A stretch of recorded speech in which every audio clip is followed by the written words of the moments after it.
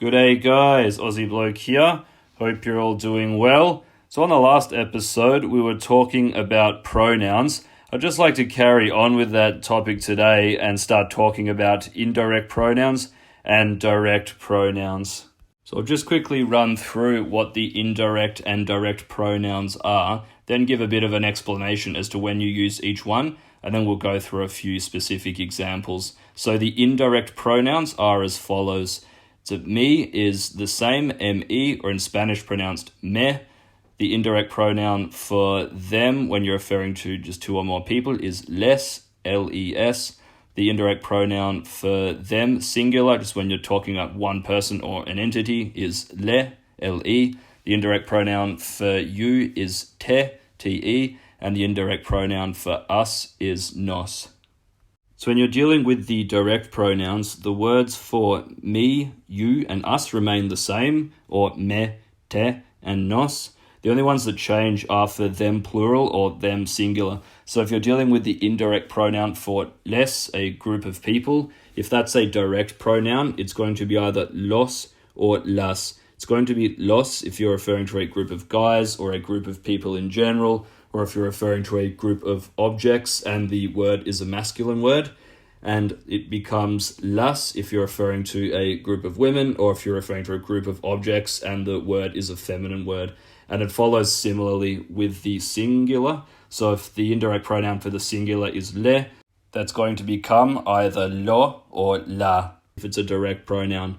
And it's going to be lo if you're talking about a guy. It's going to be lo as well if the object you're referring to is a masculine word, and it's going to be la if you're referring to a woman, or if the word or object you're referring to is a feminine word.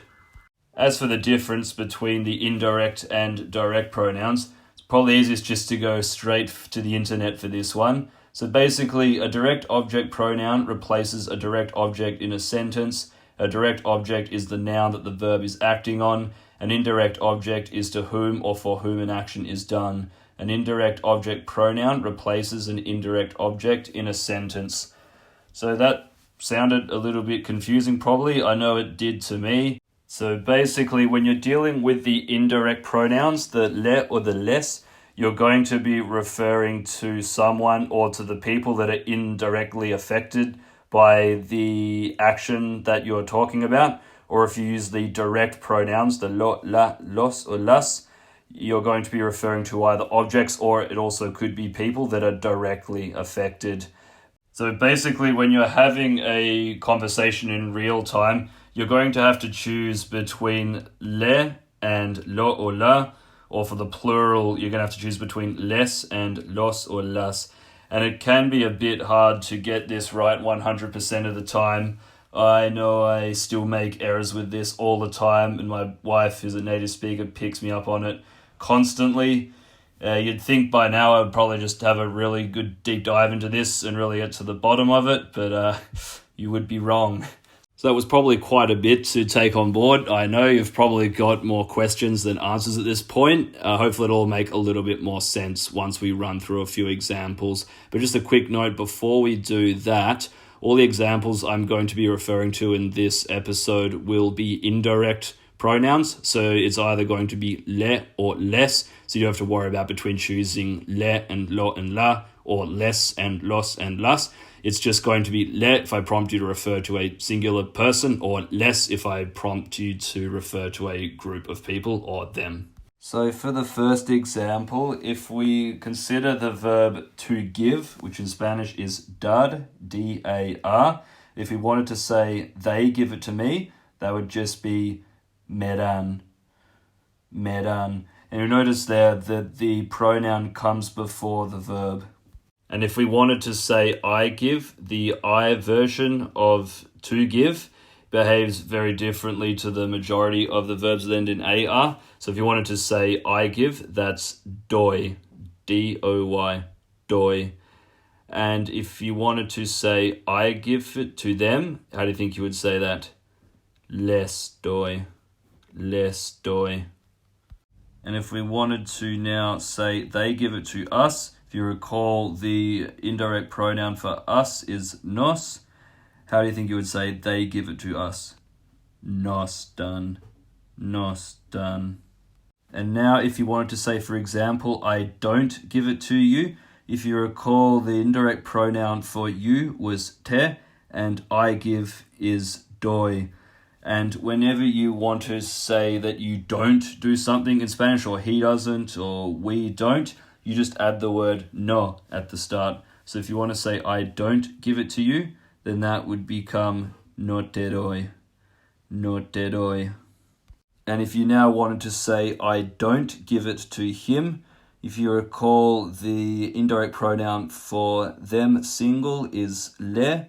How do you think you would say that? No le doy, no le doy. And if we now focus on the verb to believe, which in Spanish is creer, C-R-E-E-R, that verb behaves in the exact same way that we've spoken about for the verbs that end in ER. So if you wanted to say, they believe me, how do you think you would say that? Me creen, me creen. And if you wanted to say, I believe them, how do you think you would say that?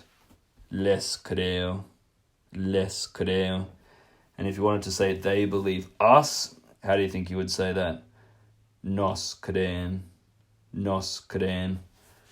Now let's say you wanted to say, I don't believe you. Using the rules we discussed just before, how do you think you would say that?